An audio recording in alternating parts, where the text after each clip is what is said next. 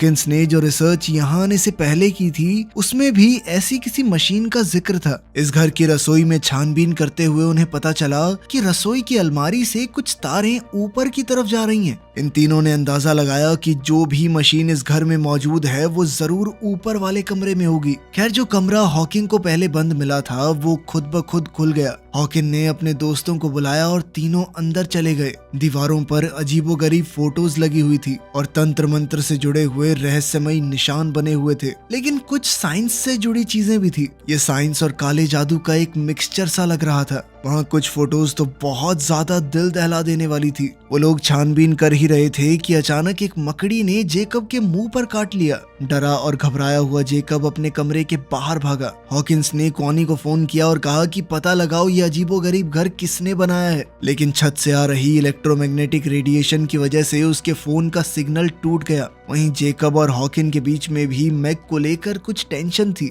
दरअसल हॉकिन से पहले मैग जेकब की गर्लफ्रेंड थी और वो आज भी कहीं ना कहीं उससे प्यार करता था। इस वजह से उन तीनों के बीच में माहौल थोड़ा अजीब हो गया। जैसे ही वो लोग सोने की तैयारी करने लगे, हॉकिन का कहना था कि उन तीनों को एक ही कमरे में रुकना चाहिए ताकि अगर कोई भी खतरा आए तो वो लोग मिलकर उसका सामना कर सकते हैं। लेकिन मैग ने कहा कि देखो मुझे अपना खुद का कमरा चाहिए, मैं नहीं एडजस्ट कर सकती तुम लोगों के साथ।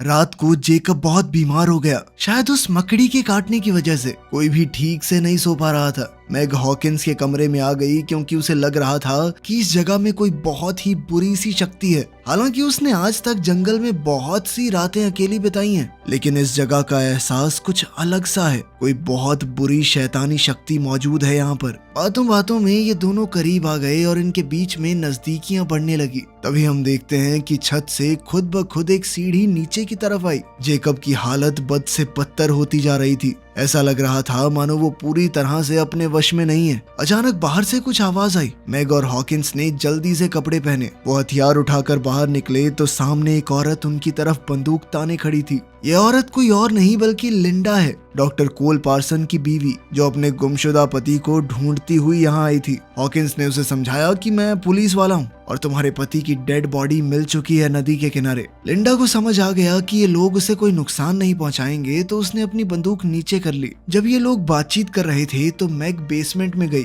ताकि कैबिन की बिजली को वापस लाने का कोई तरीका ढूंढा जाए। तभी हमने वहाँ बच्ची की एक डरावनी परछाई देखी जो मैग का पीछा कर रही है। मैग को वहाँ एक गुड़िया मिली जिसे उसने अपने साथ रख लिया। तभी हॉकिंस ने देखा कि जेकब वहाँ नहीं है और वो उसे ढूंढने बाहर चला गया। बाहर जाकर उन्होंने देखा कि ऊपर वाले कमरे में कुछ अजीब सी आवाजें आ रही हैं। हॉकिंस, मैग और लिंडा छत की तरफ बढ़ने लगे तो देखा कि जेकब इस अजीबोगरीब मशीन में फंसा हुआ है। उन्होंने जेकब को खींचकर बाहर निकाला, लेकिन ऐसा लग रहा था मानो जेकब अब जेकब रहा ही नहीं। वो पूरी तरह से खोया खोया लग रहा था। इसी घटना के दौरान लिंडा को अपनी खोई हुई बेटी की आवाज सुनाई दी, जो ऊपर वाले कमरे से अपनी माँ को आवाज लगा रही है। जेकब को मशीन से निकालने के बाद हॉकिन और बाकी लोगों ने जेकब से सवाल पूछे कि ये मशीन आखिर शुरू कैसे हुई है और वो ऊपर वाले कमरे में क्या करने गया था। जेकब बेचारा घबराया और कमजोर सा लग रहा था। वो बार बार यही बात दोहरा रहा था कि मुझे नहीं पता ये सब कैसे हुआ।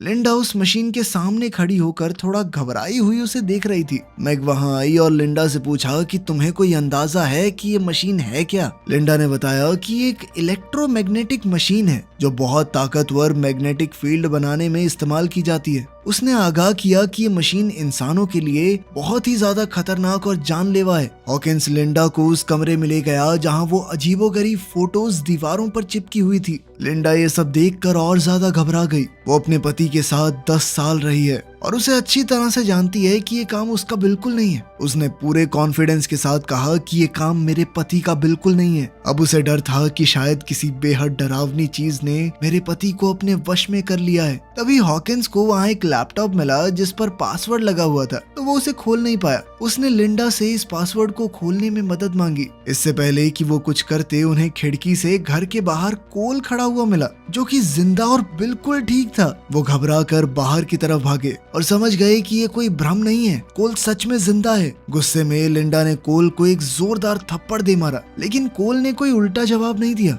उसने कहा कि तुम्हारा गुस्सा जायज है और मारो चाहे मुझे। अंदर चलकर सब लोग आराम से बैठ गए। हॉकिंस ने कोल से पूछा कि तुम इतने वक्त से कहां पर थे और यहाँ क्या हुआ, ये घर ऐसी हालत में क्यों है। उसने नदी के पास बोट में मिली डेड बॉडी के बारे में भी कोल को बताया। कोल इन सब बातों को हंसकर टाल रहा था। उसने मशीन के बारे में किसी भी सवाल का सीधा जवाब नहीं दिया। पुलिस स्टेशन में कॉनी लगातार हॉकिंस से संपर्क करने की कोशिश कर रही थी। जो मक्खी उस लाश के शरीर में मिली थी वो जिंदा तो हो ही गई थी, लेकिन अब वो 2 मक्खियों में बदल चुकी है। इसकी वजह कोल की वो मशीन हो सकती है। वहीं हम देखते हैं कि जेकब की हालत अब बद से बदतर होती जा रही थी। उसके शरीर में डरावने बदलाव शुरू हो गए थे। नाखूनों के ऊपर नए नाखून उगने लगे, जल्द ही नए दांत भी, और हड्डियों के ऊपर हड्डियां उगने लगी। वो बहुत तेजी से बदल रहा था। ये सब कुछ शायद उस मशीन की रेडिएशन की वजह से हुआ है। हॉकिन ने कोल से काफी सवाल जवाब किए, लेकिन कोल ने कोई भी सही जवाब नहीं दिया। यहाँ तक कि जब लिंडा ने उससे पूछा कि तुम कहाँ गए थे,